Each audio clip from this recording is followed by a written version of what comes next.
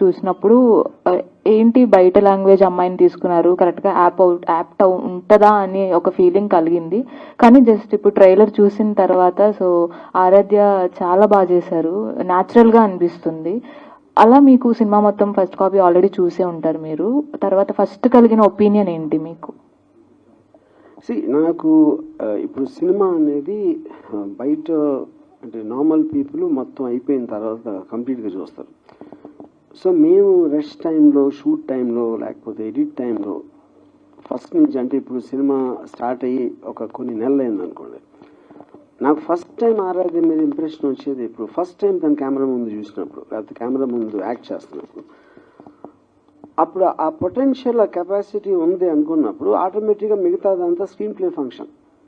So నేను ఫస్ట్లోనే చాలా stun అయిపోయాను. అంటే అసలు ఏమాత్రం ట్రైనింగ్ లేని ఒక యాక్ట్రెస్ సడన్గా ఒక కెమెరా వెనకాల 100 మంది పైన ఉంటారు యూనిట్, వాళ్ళందరూ చూస్తున్నప్పుడు అంత డెడికేషన్ తోటి, కాన్సన్ట్రేషన్ తోటి, కెమెరా తప్ప ఏమీ లేనట్టు చేయటం అనేది ఆరాధ్య లాంటి యాక్ట్రెసెస్ చాలా rare.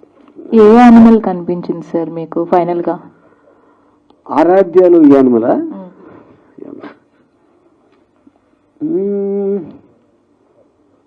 I think she like a peacock.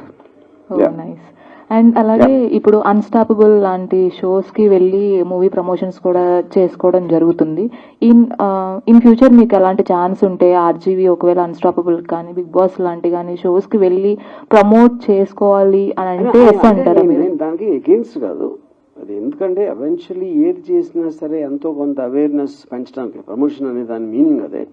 So వాళ్ళందరికీ వేరే వేరే ఆడియన్స్ ఉంటారు కాబట్టి అన్ని మాధ్యమాల్లోకి వీలైనంత వెళ్ళటం అనేది అది ఓకే. అండ్ ఇంకో క్వశ్చన్ ఏంటంటే, చాలా మంది బయట వాళ్ళ ఒపీనియన్ ఇది, నాట్ ద